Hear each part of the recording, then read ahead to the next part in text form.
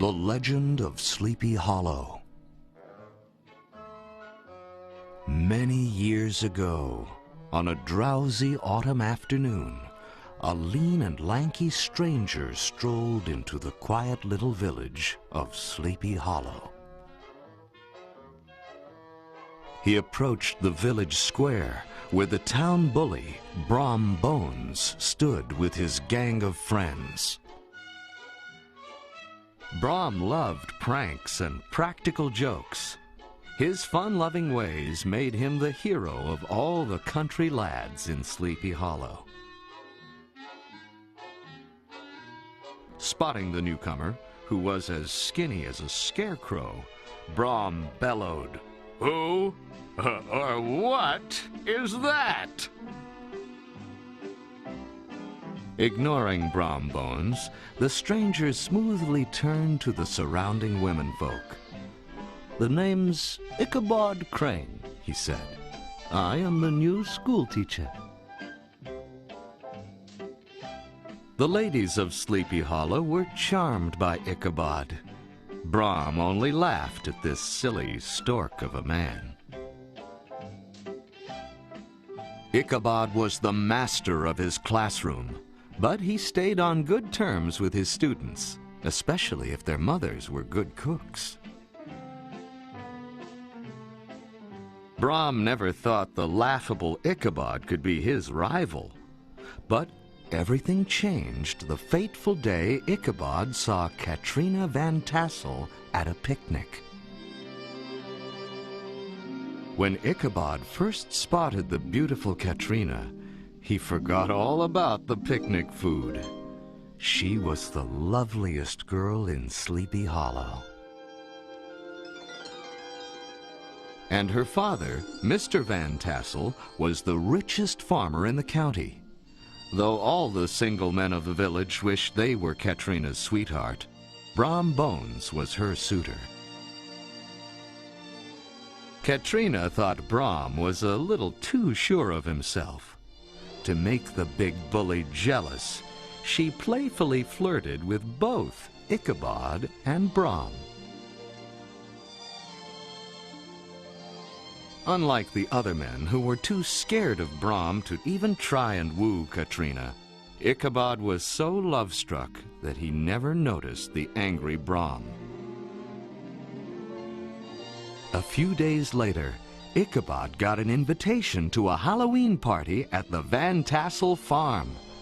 At the bottom of the invitation, the flirtatious Katrina had added a note that said, "Please come."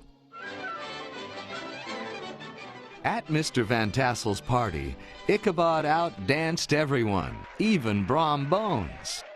Brom was angry that he had once again been outdone by the skinny schoolmaster. Then Brom saw Ichabod spill a salt shaker and nervously toss the salt over his shoulder. Brom had discovered the schoolmaster's weakness. He was superstitious. Now Brom had an idea how to get Ichabod out of the way. The sneaky bully told the guests a spooky story about a headless horseman who rode through Sleepy Hollow in search of a head. Superstitious Ichabod was frightened out of his wits. Brom slyly said that the only way to escape the headless horseman was to cross the bridge located on the other side of the graveyard. After the party, Ichabod headed home. Brom's scary story was still ringing in his ears as he entered the hollow. It was midnight as Ichabod slowly rode deeper into the hollow. Suddenly, Ichabod thought he heard the sound of galloping hooves.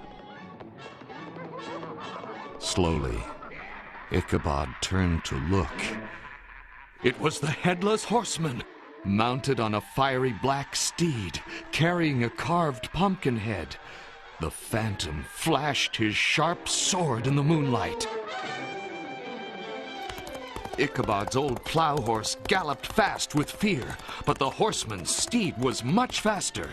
Ichabod ducked as the horrible phantom whooshed his steel blade right over the schoolmaster's head. Ichabod remembered what Brom Bones had said. If he could make it across the bridge, the headless horseman's power would be over. Ichabod and his horse madly scrambled for the old covered bridge.